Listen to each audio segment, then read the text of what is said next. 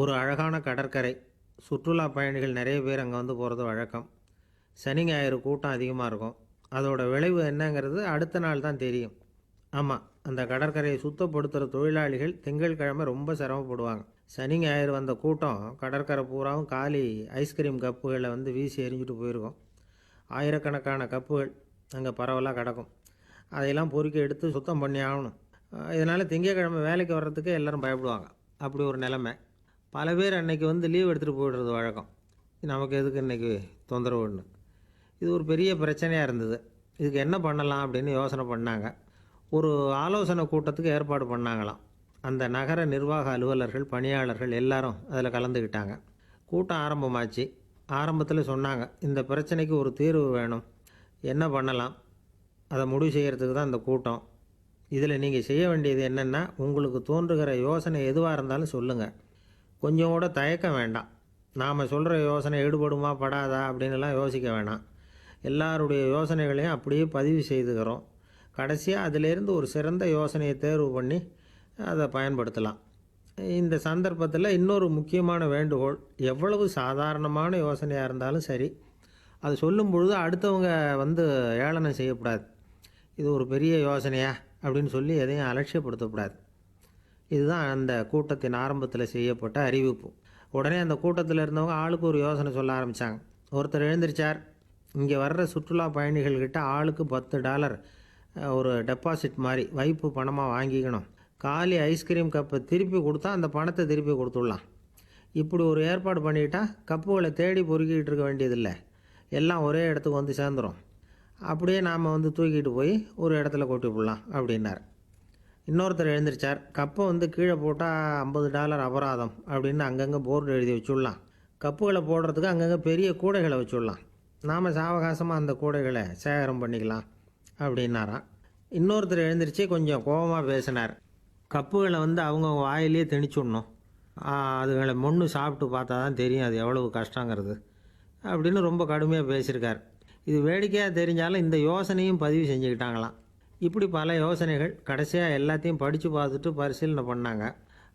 அப்புறம் தான் யோசனை வந்தது. இவர் வேடிக்கையாக சொன்னது, கப்புகளை அவங்கவுங்க வாயிலே திணிச்சு சாப்பிட சொல்லணும், அதுதான் தண்டனைன்னார்ல, ஏன் அப்படி சாப்பிட்றது மாதிரியே கப்புகளை தயார் பண்ணால் என்ன அப்படின்னு சிந்திக்க ஆரம்பித்தாங்களாம். ஆகா, அதுதான் சரின்னு ஒரு முடிவுக்கு வந்தாங்க. அதிலேருந்து உருவானது தான் இந்த வேஃபர் கப்ஸ். ஐஸ்கிரீமை சாப்பிட்டு முடித்ததும் கப்பையும் சாப்பிட்டுடலாம். கோன் ஐஸ்கிரீம் சாப்பிட்றோம்ல, அதுதான். அமெரிக்காவில் மியாமி கடற்கரையில் ரொம்ப காலமாக இருந்துக்கிட்டு வந்த குப்பை பிரச்சனைக்கு இப்படி தான் ஒரு தீர்வு வந்து தான். இதிலேருந்து நாம் புரிஞ்சிக்க வேண்டியது என்னென்னா, நாம் அன்றாட எத்தனையோ பிரச்சனைகளை சந்திக்கிறோம், அதுக்கெல்லாம் தீர்வு உண்டு. அது எங்கே ஒளிஞ்சிருக்குன்னு கண்டுபிடிக்கணும். அந்த அந்த யோசனையையும் நல்லா தீவிரமாக யோசிக்கணும். யார் என்ன யோசனை சொன்னாலும் அதை வந்து அலட்சியப்படுத்தக்கூடாது. அக்கறையோடு கவனிக்கணும், அதை யோசித்து பார்க்கணும். ஒரு அம்மா தன்னோட வீட்டுக்காரரை ஒரு மனநல மருத்துவர்கிட்ட அழைச்சிட்டு வந்தாங்களாம். டாக்டர், இவருக்கு கோன் ஐஸ்கிரீம் பிடிக்கல, பேப்பர் கப்பில் இருக்கிற ஐஸ்கிரீம் தான் வேணும்னு அடம் பிடிக்கிறார் அப்படின்னாங்களாம். அது ஒன்றும் தப்பு இல்லையேன்னாராம் டாக்டர். இதுக்கு அந்த அம்மா சொன்னாங்களாம், இவர் கப்பு ஐஸ்கிரீம் வாங்குறதுல தப்பு இல்லை டாக்டர், பிரச்சனை அது இல்லை. அப்புறம் வேறு என்னென்னு கேட்டிருக்காரு. வாங்கினதும் ஐஸ்கிரீமை கீழே கொட்டிவிட்டு அந்த பேப்பர் கப்பை மட்டும் விரும்பி சாப்பிட்றார், அதனால தான் உங்ககிட்ட அழைச்சிட்டு வந்தேன் அப்படின்னாங்களாம். அந்த ஆளுக்கு பேச தெரியாது, அவர்கிட்ட கொஞ்சம் எச்சரிக்கையாக நடந்துக்கோ அப்படின்னு சொல்கிறது உண்டு. அப்படின்னா என்ன அர்த்தம்? அவர் இன்னமும் குழந்தையாகவே இருக்கிறாரு, இன்னும் பேச்சு வரலன்னு அர்த்தம்? அப்படி இல்லை, அவருக்கு நாகரிகமாக பேச தெரியலேன்னு அர்த்தம். பேசுறதுங்கிறது மனுஷனால் மட்டுமே முடியக்கூடிய ஒரு காரியம். அப்படி இருந்தும் அதோட பெருமையை வந்து அவன் இன்னமும் சரியாக புரிஞ்சிக்கலைன்னு தான் சொல்லணும். அதனால தான் அவன் அளவுக்கு அதிகமாக வார்த்தைகளை கொட்டி போடுறான். அதுக்கப்புறம் அதையெல்லாம் திருப்பி அள்ள முடியாமல் கிடந்து கஷ்டப்படுறான். கொட்டின வார்த்தையை அள்ள முடியுமா? ஒருத்தரை இன்னைக்கு பார்த்து முட்டாள்னு திட்டி போடுறீங்க, நாளைக்கு மறுபடியும் அவர்கிட்ட போய் நேற்றுக்கு உன்னை முட்டாள்னு சொல்லிவிட்டேன், அந்த வார்த்தையை திருப்பி கொடு, வாங்கிட்டு போயிடுறேன் அப்படின்னு நான் சொல்ல முடியும்?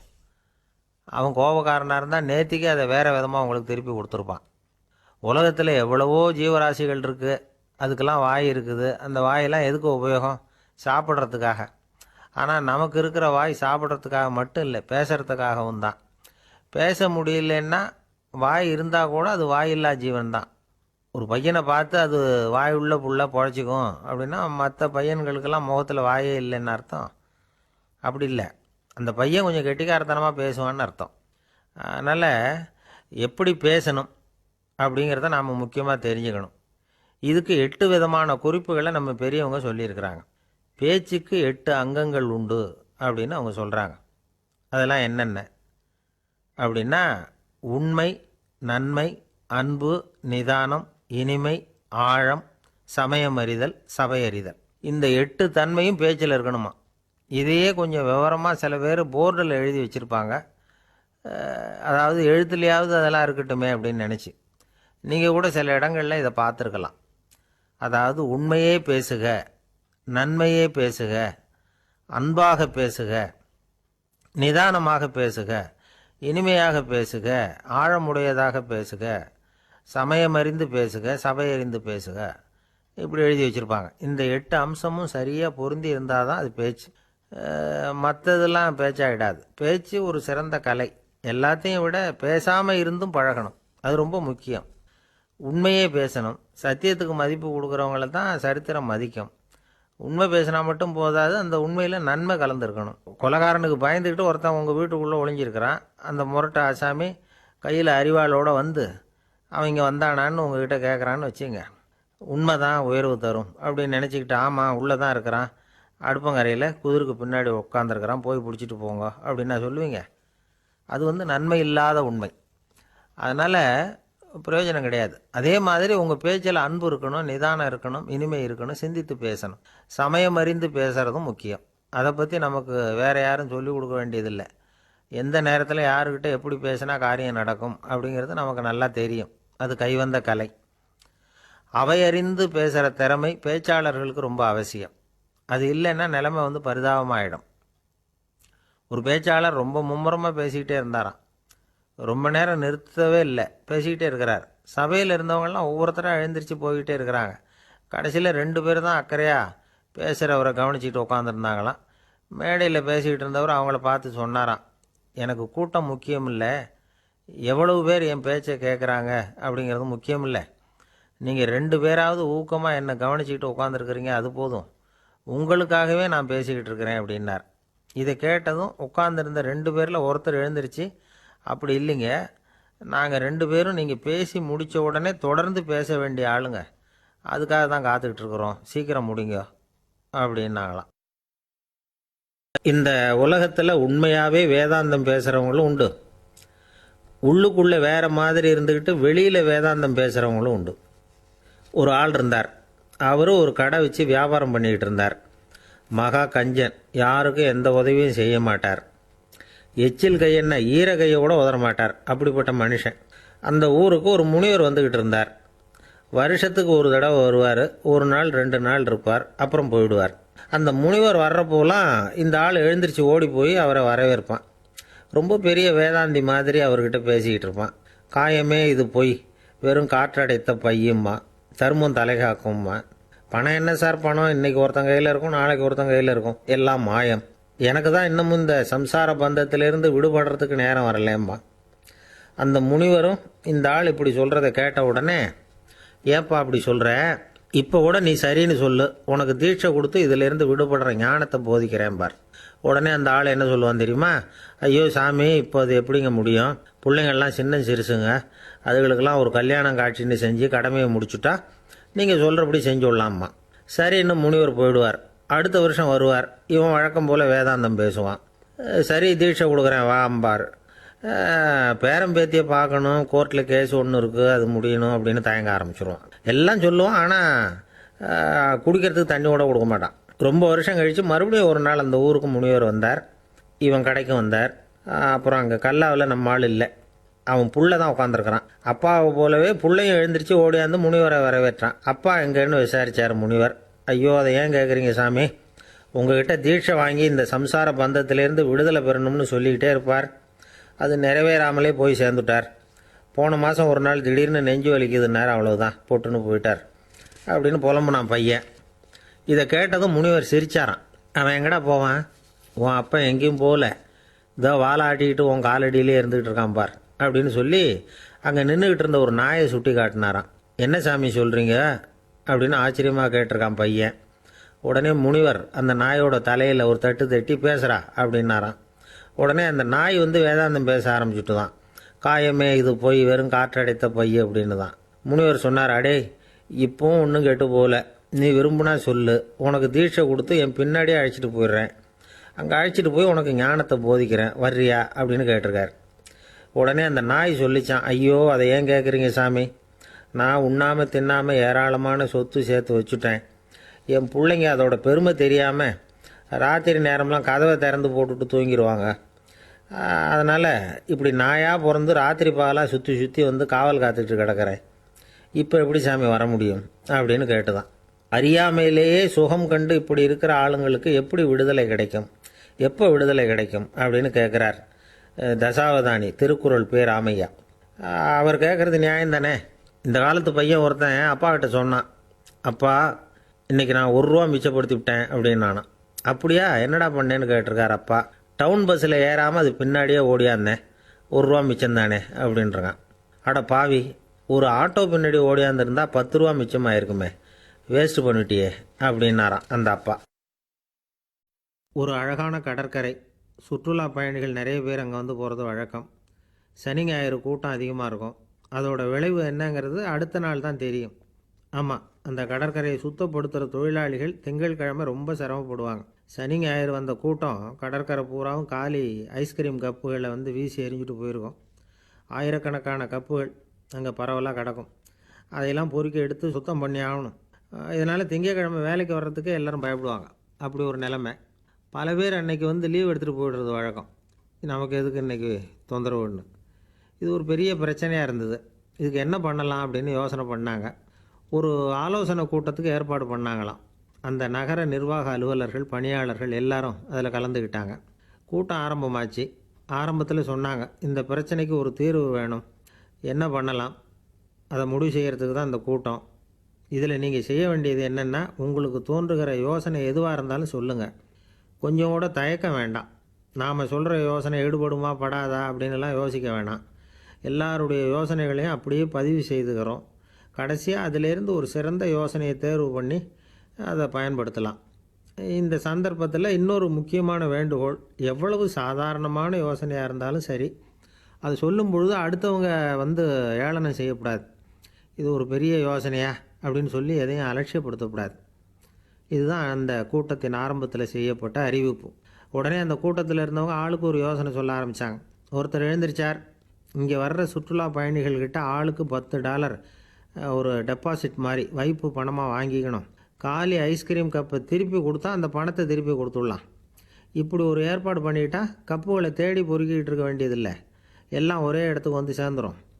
அப்படியே நாம் வந்து தூக்கிட்டு போய் ஒரு இடத்துல கொட்டி போடலாம் அப்படின்னார். இன்னொருத்தர் எழுந்திரிச்சார், கப்பை வந்து கீழே போட்டால் $50 அபராதம் அப்படின்னு அங்கங்கே போர்டு எழுதி வச்சுடலாம். கப்புகளை போடுறதுக்கு அங்கங்கே பெரிய கூடைகளை வச்சுடலாம், நாம் சாவகாசமாக அந்த கூடைகளை சேகரம் பண்ணிக்கலாம் அப்படின்னாராம். இன்னொருத்தர் எழுந்திரிச்சு கொஞ்சம் கோபமாக பேசினார், கப்புகளை வந்து அவங்க வாயிலே திணிச்சுடணும், அதுகளை மொன்று சாப்பிட்டு பார்த்தா தான் தெரியும் அது எவ்வளவு கஷ்டங்கிறது அப்படின்னு ரொம்ப கடுமையாக பேசியிருக்கார். இது வேடிக்கையாக தெரிஞ்சாலும் இந்த யோசனையும் பதிவு செஞ்சுக்கிட்டாங்களாம். இப்படி பல யோசனைகள். கடைசியாக எல்லாத்தையும் படித்து பார்த்துட்டு பரிசீலனை பண்ணாங்க. அப்புறம் தான் யோசனை வந்தது, இவர் வேடிக்கையாக சொன்னது கப்புகளை அவங்கவுங்க வாயிலே திணிச்சு சாப்பிட சொல்லணும், அதுதான் தண்டனைன்னார்ல, ஏன் அப்படி சாப்பிட்றது மாதிரியே கப்புகளை தயார் பண்ணா என்ன அப்படின்னு சிந்திக்க ஆரம்பித்தாங்களாம். ஆகா, அதுதான் சரின்னு ஒரு முடிவுக்கு வந்தாங்க. அதிலேருந்து உருவானது தான் இந்த வேஃபர் கப்ஸ். ஐஸ்கிரீமை சாப்பிட்டு முடித்ததும் கப்பையும் சாப்பிட்டுடலாம். கோன் ஐஸ்கிரீம் சாப்பிட்றோம்ல, அதுதான். அமெரிக்காவில் மியாமி கடற்கரையில் ரொம்ப காலமாக இருந்துக்கிட்டு வந்த குப்பை பிரச்சனைக்கு இப்படி தான் ஒரு தீர்வு வந்து தான். இதிலேருந்து நாம் புரிஞ்சிக்க வேண்டியது என்னென்னா, நாம் அன்றாட எத்தனையோ பிரச்சனைகளை சந்திக்கிறோம், அதுக்கெல்லாம் தீர்வு உண்டு. அது எங்கே ஒளிஞ்சிருக்குன்னு கண்டுபிடிக்கணும். அந்த அந்த யோசனையையும் நல்லா தீவிரமாக யோசிக்கணும். யார் என்ன யோசனை சொன்னாலும் அதை வந்து அலட்சியப்படுத்தக்கூடாது, அக்கறையோடு கவனிக்கணும், அதை யோசித்து பார்க்கணும். ஒரு அம்மா தன்னோட வீட்டுக்காரரை ஒரு மனநல மருத்துவர்கிட்ட அழைச்சிட்டு வந்தாங்களாம். டாக்டர், இவருக்கு கோன் ஐஸ்கிரீம் பிடிக்கல, பேப்பர் கப்பில் இருக்கிற ஐஸ்கிரீம் தான் வேணும்னு அடம் பிடிக்கிறார் அப்படின்னாங்களாம். அது ஒன்றும் தப்பு இல்லையேன்னாராம் டாக்டர். இதுக்கு அந்த அம்மா சொன்னாங்களாம், இவர் கப்பு ஐஸ்கிரீம் வாங்குறதுல தப்பு இல்லை டாக்டர், பிரச்சனை அது இல்லை. அப்புறம் வேறு என்னென்னு கேட்டிருக்காரு, வாங்கினதும் ஐஸ்கிரீமை கீழே கொட்டிவிட்டு அந்த பேப்பர் கப்பை மட்டும் விரும்பி சாப்பிட்றார், அதனால தான் உங்ககிட்ட அழைச்சிட்டு வந்தேன் அப்படின்னாங்களாம். ஜவஹர்லால் நேரு பிரதமராக இருந்த சமயம் அவர் ஒரு தடவை சென்னைக்கு வந்திருக்கிறார். இங்கே சில முக்கிய நிகழ்ச்சிகளில் கலந்துக்கிறதுக்காக வந்திருந்தார். ஆளுநர் மாளிகையில் ஒரு நாள் ராத்திரி தங்கி மறுநாள் புதுடெல்லி புறப்படுறதாக ஏற்பாடு. நிகழ்ச்சியிலெல்லாம் முடிச்சுக்கிட்டு ஆளுநர் மாளிகையில் தங்கியிருக்கிறார். அன்றைக்கு இரவு படிக்கிறதுக்கு ஒரு முக்கியமான புத்தகம் அவருக்கு தேவைப்பட்டது. அந்த சமயத்தில் உலக அளவில் ஒரு முக்கியமான பொருளாதாரம் சம்பந்தமான ஒரு புத்தகம் வெளியாகி இருக்கிற விஷயம் அவருக்கு தெரியும். அந்த புத்தகம் மெட்ராஸுக்கு வந்திருக்குமா, அது இங்கே கிடைக்குமா அப்படின்னு விசாரிச்சிருக்கிறார் நேருஜி. அவர் இப்படி கேட்ட உடனே அங்கே இருந்தவங்கெல்லாம் ரொம்ப பரபரப்பாக செயல்பட ஆரம்பிச்சுட்டாங்க. முக்கியமான இடங்கள்ல எல்லாம் விசாரிச்சிருக்கிறாங்க அந்த புத்தகம் உங்ககிட்ட இருக்கான்னு. சென்னையில் உள்ள கன்னிமாரா நூல் நிலையத்துக்கு எப்படியும் அந்த புத்தகம் வந்திருக்கணும் அப்படின்னு ஒரு நம்பிக்கை. அங்கே விசாரித்தாங்க.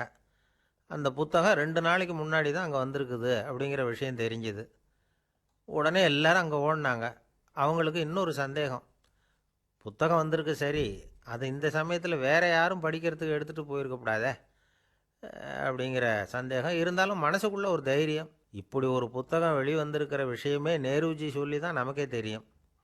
அதுவும் இல்லாமல் உலக பொருளாதாரம் சம்பந்தமான ஏதோ ஒரு புத்தகம் அது. அதை போய் இந்த நேரத்தில் அவ்வளவு ஆர்வமாக யார் எடுத்துகிட்டு போயிட போகிறாங்க அப்படிங்கிற தைரியம். இந்த தைரியத்தோடு அந்த நூல் நிலையத்துக்கு ஓடினாங்க. புத்தகத்தை தேடினா அது கிடைக்கல. யாரோ எடுத்துகிட்டு போயிருக்கிறாங்க. நேருவுக்கு மட்டுமே தெரிஞ்சிருந்த அந்த புத்தகம் பற்றின விஷயம் சென்னையில் வேற ஒருத்தருக்கும் தெரிஞ்சிருக்குது. உடனே எல்லாரும் பரபரப்பாக அதுக்குன்னு இருக்கிற ரிஜிஸ்டர் இருக்குல்ல, பதிவேடு, அதை புரட்டி பார்க்குறாங்க யார் எடுத்துகிட்டு போகிறாங்கன்னு தெரிஞ்சுக்கிறதுக்காக. எடுத்துகிட்டு போனவங்க அதில் கையெழுத்து போட்டிருப்பாங்கல்ல, அதை பார்த்து யாருன்னு தெரிஞ்சுக்கலாம் அப்படிங்கிறதுக்காக தான் அதை புரட்டுறாங்க. அதோ அந்த புத்தகத்தோட பேர் பக்கத்தில் அதை எடுத்துக்கிட்டு போனவங்க கையெழுத்து உத்து பார்க்குறாங்க எல்லாரும். அதில் போட்டிருக்குது பேர் CN அண்ணாதுரை அப்படின்னு எழுதியிருந்தது. அவர் தான் பேரறிஞர் அண்ணா. நேரு படிக்க விரும்பின ஒரு புத்தகத்தை அதே நேரம் படிக்க விரும்பின இன்னொரு தலைவர் இவர். படிக்கிறதுல அவருக்கு இருந்த ஆர்வத்தை நாம் தெரிஞ்சுக்கணும்னா அதுக்கு எவ்வளவோ சம்பவங்கள் இருக்குது. கடைசி காலத்தில் அவர் அடையாறு மருத்துவமனையில் படுத்திருக்கிறார். அவருக்கு ஒரு முக்கியமான அறுவை சிகிச்சை செய்ய வேண்டியிருக்குது அவசரமாக. அமெரிக்காவிலேருந்து டாக்டர் மில்லர் வந்திருக்கிறார். அவர்கிட்ட கேட்குறார், டாக்டர் நாளைக்கே அறுவை சிகிச்சை செய்ய போகிறீங்களா அப்படின்னு. ஆமாங்கிறார் டாக்டர் மில்லர். நாளைக்கு மறுநாள் செஞ்சுக்கிறேனே அப்படின்னாரான் அண்ணா.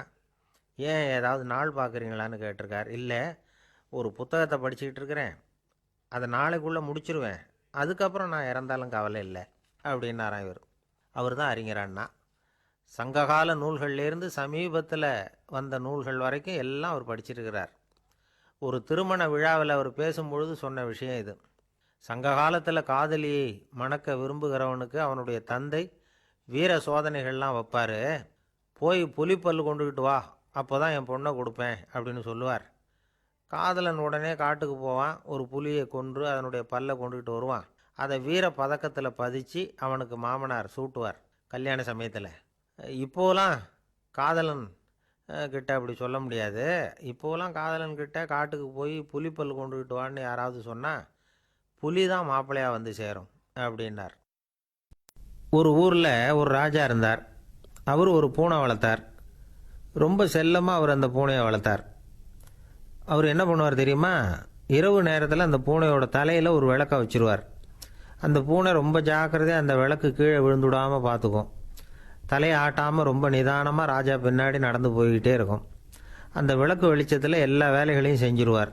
கையில் ஒரு விளக்கை தனியாக எடுத்துகிட்டு போக வேண்டிய அவசியமே இல்லை. விளக்கை தூக்கிட்டு போகிற வேலையை அந்த பூனை பார்த்துக்கும். அதனால் ராஜாவுக்கு அந்த பூனை மேலே ரொம்ப பிரியம். மந்திரிகளையெல்லாம் கூப்பிட்டு அவங்கக்கிட்ட சொல்லுவார், பார்த்தீங்களா இந்த பூனை எவ்வளவு விசுவாசமாக நடக்குது, என் பேரில் எவ்வளவு மரியாதை பார்த்தீங்களா அதுக்கு அப்படிம்பார். இதை கேட்டுவிட்டு அங்கேருந்த அமைச்சர்களில் ஒருத்தர் சொன்னார், மன்னா நீங்கள் சொல்கிறது சரிதான், இருந்தாலும் இந்த பூனையோட விசுவாசத்தை நாம் கொஞ்சம் சோதித்து பார்க்க வேண்டியிருக்கு அப்படின்னாராம். சரி, உங்கள் ஆசையை ஏன் கெடுக்கணும், நல்லா சோதித்து பாருங்கள் அப்படின்னு சொல்லிவிட்டார் ராஜா. உடனே அந்த அமைச்சர் என்ன பண்ணார் தெரியுமா? எங்கேயோ புறப்பட்டு போனார். ஒரு 5-6 எலிகளை பிடிச்சிக்கிட்டு வந்தார். அரண்மனையில் ராஜா ஏதோ வேலை பார்த்துக்கிட்டு இருக்கிறாரு. பக்கத்தில் அந்த பூனை ரொம்ப பணிவாக நின்றுக்கிட்டு இருக்குது. அது தலையில் விளக்கு எரிஞ்சிக்கிட்டு இருக்கு. அமைச்சர் தான் பிடிச்சிக்கிட்டு வந்த எலிகளை அந்த பூனை பார்வையில் படுறது மாதிரி எதிரில் விட்டார். அந்த எலிகள்லாம் அங்கேயும் இங்கேயும் ஓட ஆரம்பிச்சிது. அதை பார்த்தது பூனை, அவ்வளவுதான். தலையில் இருக்கிற விளக்கை பற்றியும் கவலைப்படலை, ராஜாவை பற்றியும் கவலைப்படல. ஒரே பாய்ச்சலாக பாஞ்சு எலிகளை துரத்த ஆரம்பிச்சுட்டுது. தலையில் இருந்த விளக்கு எங்கேயோ போய் விழுந்தது, அணைஞ்சு போச்சு. இருட்டில் ராஜா தடுமாற ஆரம்பிச்சுட்டார். இந்த சமயத்தில் அந்த அமைச்சர் மறுபடியும் விளக்கை ஏற்றினார். வெளிச்சம் வந்தது. அதுக்கப்புறம் அந்த அமைச்சர் பேசினார். அரசே, பூனையோட விசுவாசத்தை பார்த்தீங்களா? எலி அது கண்ணில் படுற வரைக்கும் தான் விசுவாசமாக இருந்தது. அது மாதிரி எலியை பார்த்ததும் எல்லாத்தையும் விட்டுட்டு அதை துரத்த ஆரம்பிச்சுட்டு பார்த்தீங்களா? தான் அந்த பூனையை பற்றி நினச்சது தப்புங்கிறது அதுக்கப்புறம் தான் அந்த ராஜாவுக்கு புரிஞ்சுதான். சரி, இப்போ எதுக்கு இந்த கதையெல்லாம் அப்படிங்கிறீங்களா? இந்த பூனை மாதிரி தான் நம்ம மனசும். மனசை எவ்வளவு தான் பயிற்சி கொடுத்து பக்குவமாக வச்சுருந்தாலும் பார்க்குறதுக்கு பரமசாது மாதிரி தான் இருக்கும். பார்க்க வேண்டியதை பார்த்துட்டுதுன்னா பாஞ்சிரும். இந்த பூனை மாதிரி புலன் இன்ப பொருள்கள் கிட்டாத வரைக்கும் மனம் அடங்கி இருக்கிறது மாதிரி தான் தெரியும். கொஞ்சம் வாய்ப்பு கிடைச்சாலும் அது குதிக்க ஆரம்பிச்சிரும், தப்பு பண்ண ஆரம்பிச்சிரும். பெரிய பெரிய முனிவர்கள் வாழ்க்கையில் நடந்த வீழ்ச்சி இதை தான் நிரூபிக்குது. புலன்களின் ஆற்றல் அதிகம். அதனால் மனக்கட்டுப்பாடு பயிற்சிகளில் ரொம்ப எச்சரிக்கையாக இருக்கணுங்கிறார் சுவாமி சிவானந்தர். மது பழக்கத்தையே விட்டுவிட்டேன்னு உறுதியாக இருப்பான். கடை கண்ணில் பட்டுவிட்டுதுன்னா கால் அவனை கேட்காமலே இழுத்துக்கிட்டு உள்ளே போயிடும். இதுதான் மனசுங்கிறது. அதுதான் அந்த ராஜா வளர்த்த பூனை. நம்மால் ஒருத்தன் அந்த ராஜா பூனை தலையில் விளக்க வச்சது மாதிரி இவன் தன்னுடைய தலையிலேயே ஒரு விளக்கை ஏற்றி வச்சுக்கிட்டு என்னத்தையோ தேட ஆரம்பித்தான். தேடிக்கிட்டு இருக்கிறான். தலையை ஆட்டாமல் நிதானமாக நடந்து ரொம்ப நேரமாக தேடிட்டு இருக்கிறான். அந்த சமயம் அங்கே வந்த ஒருத்தர், என்னத்தை தேடுறீங்கன்னு கேட்டார். அதுதான் மறந்து போச்சு அப்படின்னு இழுத்தான். சரி, கொஞ்சம் இப்படி உட்காருங்க, ஞாபகம் வந்ததும் தேட ஆரம்பிக்கலாம் அப்படின்னார் அவர். இவன் கொஞ்ச நேரம் உட்காந்து யோசித்தான். அப்புறம் திடீர்னு எழுந்திரிச்சான். ஞாபகம் வந்துட்டுதுன்னா. என்னன்னு கேட்டார். எங்கள் வீட்டில் இருந்த விளக்கை எங்கே வச்சேன்னு தெரியல, அதை தான் தேடிக்கிட்டு இருக்கிறேன், ஏற்றி வைக்கலாம்னு பார்க்குறேன் அப்படின்னா. ரத்த அழுத்தம் இருக்குதே, அது நல்லதா கெடுதலா? உடனே அது கெடுதல்னு தான் சொல்லுவோம். ஆனால் உண்மை அது இல்லை. இயற்கையாக உள்ள ரத்த அழுத்தம் நம்ம உடம்புக்கு தேவையான ஒன்று. அந்த அழுத்தம் அதிகமாக போனால் தான் கெடுதல். அதை தான் நாம் பிபின்னு சொல்கிறோம். ஆனால் அது உண்மையிலேயே உயர் ரத்த அழுத்தம், ஹைப்பர் டென்ஷன்.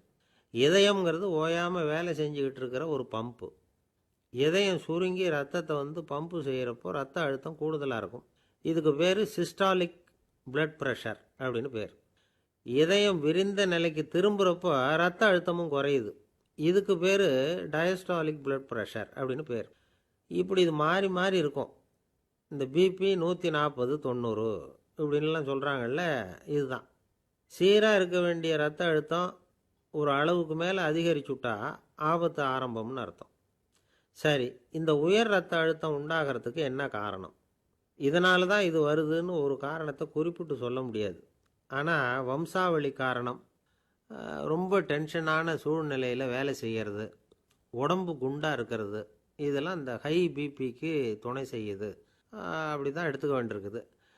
இது கிருமியினால் ஏற்படுற வியாதி இல்லை, உடம்பில் ஏற்படுற ஒரு பழுது, அவ்வளவுதான். இப்போ 40 வயசுக்கு மேலே தான் பொதுவாக இது பாதிக்கும். அதெல்லாம் சரி, ஒருத்தருக்கு உயர் ரத்த அழுத்தம் இருக்குது, அதை கட்டுப்படுத்துறதுக்கு வழி ஏதாவது உண்டா அப்படின்னா உண்டு. மருந்து கொடுத்தும் சரி பண்ணலாம். மருந்து இல்லாத சிகிச்சை முறைகளும் இருக்குது. இப்போ மருந்து சாப்பிட்றதுன்னா டாக்டர்கிட்ட போயிடலாம். அதுக்கு இப்போ சுமாராக 30 விதமான மருந்துகள் இருக்குதான். மருந்தோட உடல் கட்டுப்பாடும் மனக்கட்டுப்பாடும் சேர்ந்ததுன்னா ரொம்ப விசேஷம். அது இருக்கட்டும், மருந்து இல்லாமல் நாம் செய்ய வேண்டியது என்ன, அதை தெரிஞ்சுக்குவோம். முதல்ல சீரான உடற்பயிற்சி, வாக்கிங் ரொம்ப நல்லது. மனசை அமைதிப்படுத்துறதுக்கு யோகாசனம், ஆழ்நிலை தியானம், இது மாதிரியான பயிற்சிகள் நல்லது. ஒரு காலத்தில் யோகாசனம் பண்ணுங்க, தியானம் பண்ணுங்கன்னு சொன்னால் ஒரு மாதிரியாக பார்த்தாங்க. இப்போ மருத்துவ நிபுணர்களே அதெல்லாம் ரொம்ப அவசியம்தான் அப்படின்னு சொல்கிறாங்க. இன்னொரு அதிசய சிகிச்சை முறை இப்போ வழக்கத்துக்கு வந்திருக்குது. பயோ ஃபீட்பேக் அப்படின்னு பேர். மூளையின் அழுத்த அலைகளை பதிவு பண்ணி அதை மறுபடியும் உடம்புக்குள்ளே செலுத்தி இந்த இரத்த அழுத்தத்தை சீராக்கி போடுறாங்க. சில பேருக்கு இந்த ஹை பிபி பார்டர் லைனில் இருக்கும். அவங்களுக்கெல்லாம் மருந்துகள் அவசியம் இல்லை. வாழ்க்கை முறையில் சில மாற்றங்களை பண்ணிக்கிட்டாவே போதும். பிஹேவியரல் மாடிஃபிகேஷன்ஸ்னு சொல்கிறாங்க. அது எப்படின்னா, பரபரப்பான வாழ்க்கை முறையை தவிர்க்கணும். புகைப்பிடிக்கிற பழக்கம், மது அருந்தும் பழக்கம், இதெல்லாம் இருந்தால் விட்டுடணும். சாப்பாட்டில் உப்பை குறைக்கணும். கொழுப்பு சத்து ஆகாரங்களை குறைச்சிக்கணும். முடிஞ்சால் விட்டுடலாம். குடும்பத்தில் ஏற்கனவே யாருக்காவது ஹை பிபி இருந்தால் சந்ததிகள் ஜாக்கிரதையாக இருக்கணும். நடுத்தர வயசை அடைஞ்சவங்க அப்பப்போ அந்த பிபி செக் பண்ணிக்கிறது நல்லது. டாக்டர் சொல்கிறத நம்மளில் பல பேர் சரியாகவே கேட்கறதில்ல. அதனால தான் இடைஞ்சல். ஒரு ஆள் பிபின்னு சொல்லி டாக்டர்கிட்ட போனான். உடம்பு குண்டாக இருக்குது, அதை குறைக்கணும், முதல்ல தினமும் உடற்பயிற்சி பண்ணு அப்படின்னார். சரின்னு சொல்லிவிட்டு வந்தான், செஞ்சான். கொஞ்ச நாள் கழித்து மறுபடியும் டாக்டர்கிட்ட போனான். என்னப்பா எக்ஸசைஸ் பண்ணியா அப்படின்னு கேட்டார். தினமும் பண்ணினேன் டாக்டர்னா. என்ன பண்ணேன்னு கேட்டார். முன்னெல்லாம் சிகரெட்டை கடையில் வாங்குவேன், இப்போ நான் அப்படி வாங்குறத விட்டுட்டேன், தினமும் நானே என் கையாலேயே உருட்டி தயார் பண்ணுறேன் டாக்டர், இது ஒரு எக்ஸசைஸ் தானே அப்படின்னு. இந்த உலகத்தில் நாம் நல்லபடியாக இருக்கணும்னா அதுக்கு முக்கியமாக தேவைப்படுறது ரெண்டு. ஒன்று செல்வம், இன்னொன்று அறிவு. சரி, இது ரெண்டில் சிறந்தது எது அப்படின்னு ஒரு கேள்வி கேட்டால் என்ன பதில் சொல்கிறது? இதே கேள்வியை ஹஸ்ரத் அலி அவர்கள்கிட்ட கேட்டாங்களாம். அவர் ஒரு பெரிய அறிஞர். கேள்வி கேட்டவங்களும் சாதாரண ஆட்கள் இல்லை, இவங்களும் அறிஞர்கள். ஒரு நாள் ஹஸ்ரத் அலி அவர்கள்கிட்ட 10 அறிஞர்கள் வந்தாங்களாம். ஐயா, நாங்கள் 10 பேரும் உங்ககிட்ட ஒரே கேள்வியை தான் கேட்க வந்திருக்கிறோம், ஆனால் எங்கள் 10 பேருக்கும் நீங்கள் தனித்தனியாக பதில் சொல்ல முடியுமா அப்படின்னு கேட்டிருக்காங்க. அதாவது அவங்க ஒரே கேள்விக்கு இவர்கிட்ட இருந்து 10 விதமான பதில் எதிர்பார்க்குறாங்க. சரி கேளுங்க, என்ன கேள்வி அப்படின்னார் அவர். அப்போ தான் அவங்க கேட்டாங்களாம், செல்வம் அறிவு இது ரெண்டில் சிறந்தது எது? இதுதான் கேள்வி. ஹஸ்ரத் அலி என்ன பண்ணார் தெரியுமா? அவங்கள ஒவ்வொருத்தராக கூப்பிட்டார், ஒவ்வொரு விதமான பதிலை சொல்லி அனுப்புனார். முதல்ல ஒருத்தரை கூப்பிட்டார், சொன்னார், அறிவுங்கிறது தீர்க்கதரிசிகள், ஞானிகள், மகான்கள் இவங்களோட பரம்பரை சொத்து. ஆனால் செல்வங்கிறது கொடுங்கோலரின் ஆயுதம், அதனால் அறிவு தான் சிறந்தது அப்படின்னார். ரெண்டாவது ஆளை கூப்பிட்டார், உங்ககிட்ட செல்வம் இருந்தால் நீங்கள் தான் அதை காப்பாற்றணும், ஆனால் அறிவு உங்களை எப்பவும் காப்பாற்றும், ஆகவே அறிவு தான் சிறந்தது அப்படின்னார். மூணாவது ஆளை கூப்பிட்டார், செல்வந்தனுக்கு எப்போதும் விரோதிகள் அதிகம், ஆனால் அறிஞனுக்கு நண்பர்கள் அதிகம், அதனால் அறிவு தான் சிறந்ததுன்னார். அடுத்தவரை கூப்பிட்டார், செல்வம் அடுத்தவங்களுக்கு கொடுக்க கொடுக்க குறையும், ஆனால் கல்விங்கிறது அதிகரிச்சுக்கிட்டே வரும், கொடுக்கறதுனால குறையாது, அதனால் அறிவு தான் சிறந்ததுன்னார்.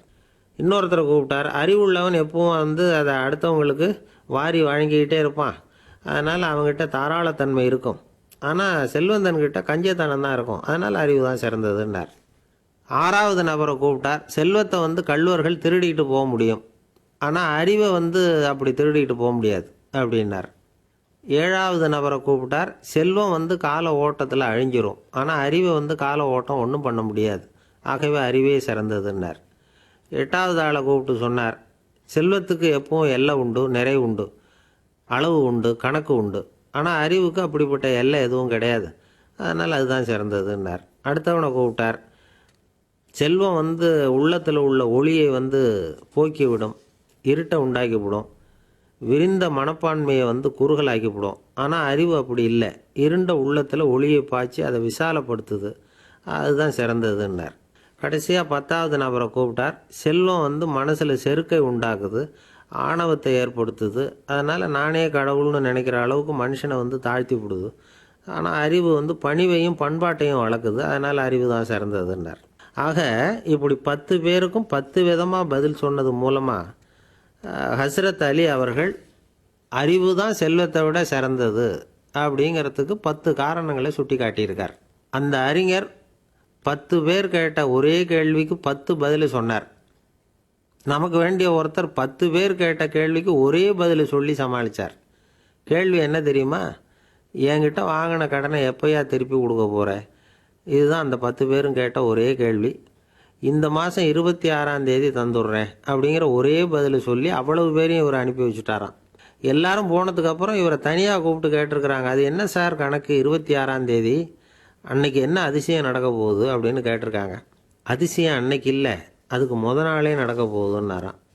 விவரமாக சொல்லுங்கன்னு இருக்காங்க. வேறு ஒன்றும் இல்லைங்க, 26ஆம் தேதி தானே எல்லாரையும் வர சொல்லியிருக்கிறேன், அதுக்கு நாளே நான் புறப்பட்டு தலைமறைவாயிட போகிறேன் அப்படின்னாராம் ரொம்ப பெருமையாக. ஒரு சிகை அலங்கார கூடம், ரொம்ப சுறுசுறுப்பாக எல்லாரும் வேலை செஞ்சிகிட்டு இருக்கிறாங்க. முடிவெட்டிக்கு வந்திருக்கிறவங்க நிறைய பேர் எல்லோரும் வரிசையாக உட்காந்துருக்குறாங்க. அவரை சுற்றி நின்றுக்கிட்டாங்க. எப்படி இருக்கிறீங்க, நல்லா இருக்கீங்களா அப்படின்னு விசாரிக்க ஆரம்பிச்சிட்டாங்க. எல்லாம் முடிஞ்சதும் வந்தவர் கேட்டார், வரிசையில் கடைசியாக இருக்கிறவர் யார் அப்படின்னு கேட்டார். ஏன்னு கேட்டாங்க. நான் அதுக்கு அடுத்தபடியாக உட்காரணும், அதுக்காக தான் கேட்குறேன் அப்படின்னார்.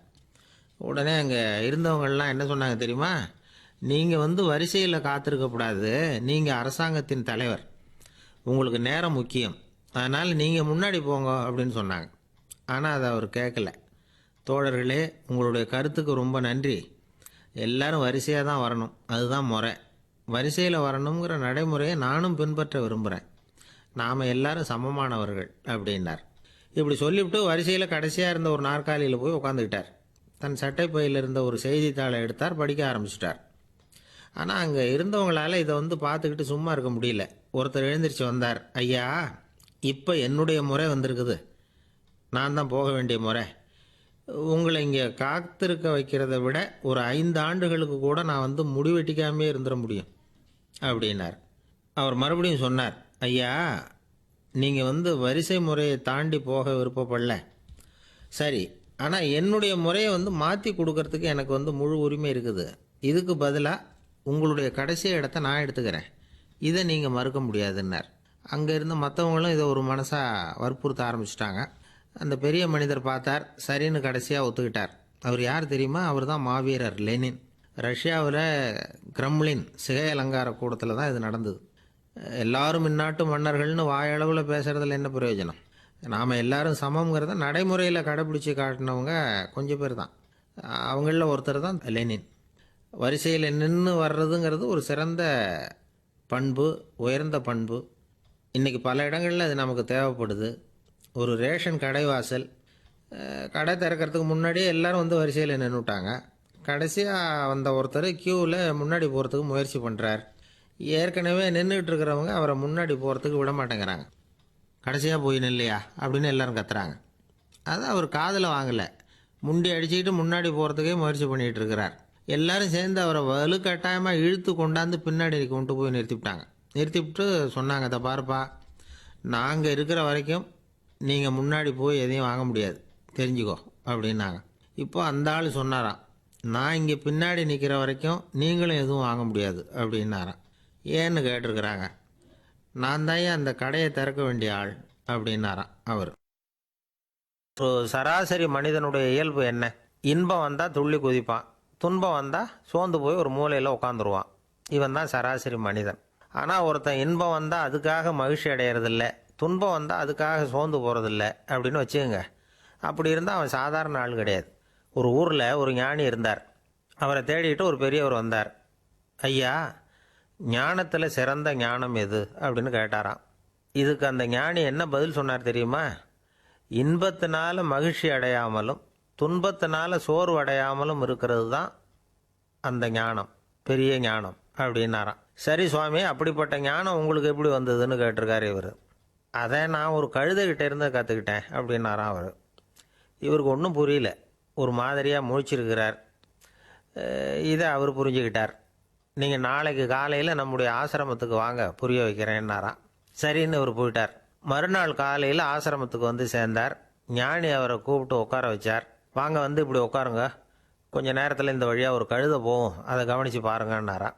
இவருக்கு இன்னமும் ஒன்றும் புரியாமல் போச்சு, ஒரே குழப்பம். இருந்தாலும் அந்த ஞானி சொன்னது மாதிரியே உட்காந்துருக்கிறார். கொஞ்சம் நேரத்தில் அந்த வழியாக ஒரு கழுதை போச்சு.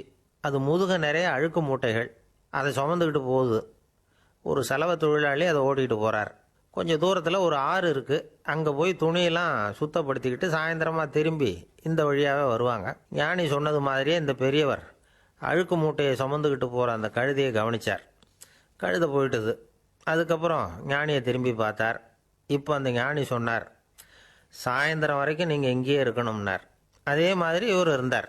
சாயந்தரமாக அந்த ஞானி சொன்னார், ஐயா, இப்போ கொஞ்ச நேரத்தில் அந்த கழுதை இந்த வழியாக திரும்பி வரும், அதையும் கவனித்து பாருங்கன்னார். இவரும் கவனித்து பார்க்குறார். கழுதை வந்தது. அது முதுகில் சலவை செய்யப்பட்ட துணி மூட்டை, அது பாட்டுக்கு சுமந்துக்கிட்டு போய்கிட்டு இருக்குது. பெரியவருக்கு ஒன்றும் புரியல, பொறுமை இழந்துட்டார். சரி சுவாமி, இந்த கழுதைக்கும் உங்கள் ஞானத்துக்கும் என்ன சம்பந்தம் அப்படின்னார். இப்போ அந்த ஞானி விளக்கினார்.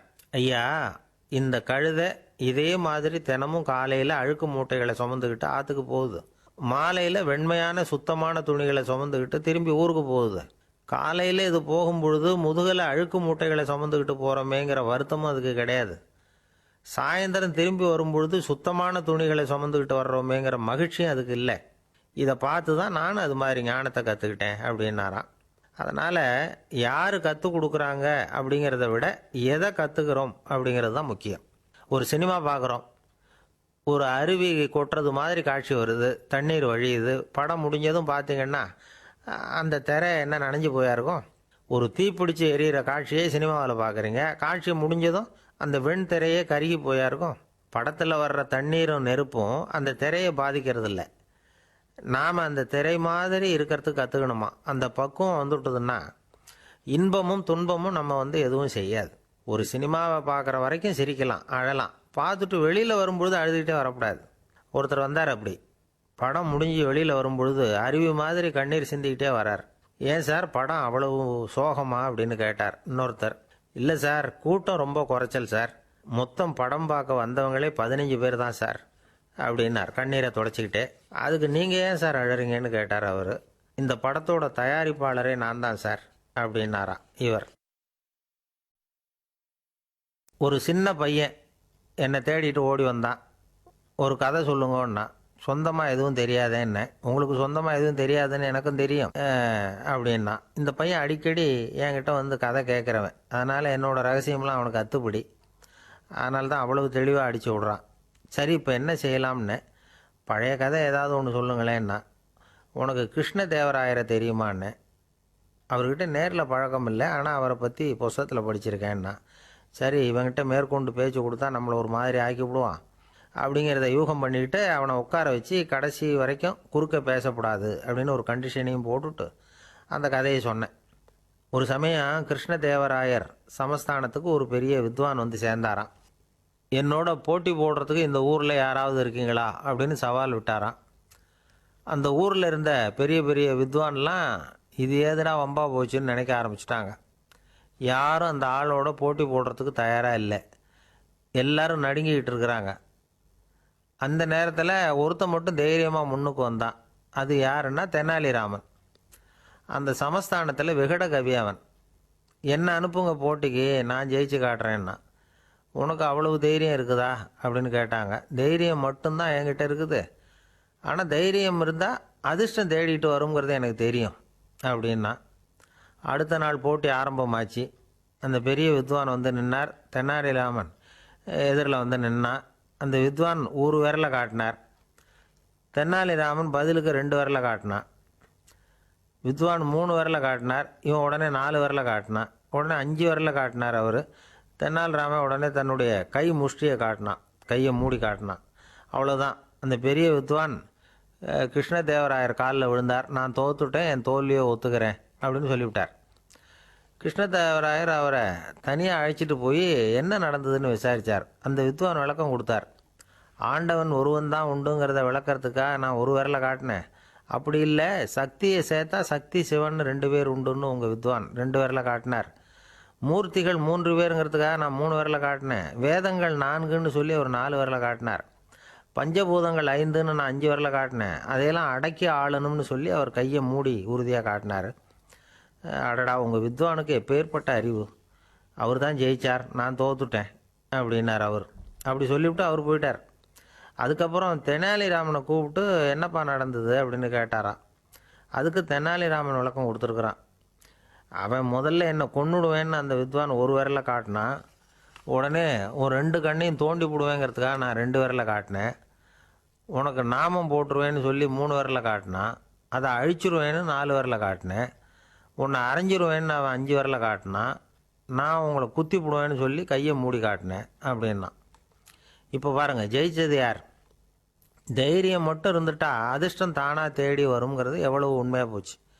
அதனால் நாம் எப்பவும் தைரியமாக இருக்கணும்னு சொல்லிவிட்டு என் எதிரில் கதை கேட்டுட்டு உட்காந்துருந்த சின்ன பையனை பார்த்தேன். அவன் என்னை நிமிர்ந்து பார்த்தான். அவன் தன்னோட கை கால் 2ஐயும் ஒரு மாதிரியாக என் முன்னால் தூக்கி 20 விரலை காட்டினான். எனக்கு ஒன்றும் புரியல. இதுக்கு என்னப்பா அர்த்தம்னு கேட்டேன். இதே கதையை இதுக்கு முன்னாடி என்கிட்ட 20 தடவை நீங்கள் சொல்லியிருக்கீங்கன்னு அர்த்தம் அப்படின்னா. இமயமலை அடிவாரத்தில் ஒரு மடம். அங்கே ஒரு சன்னியாசி இருந்தார்.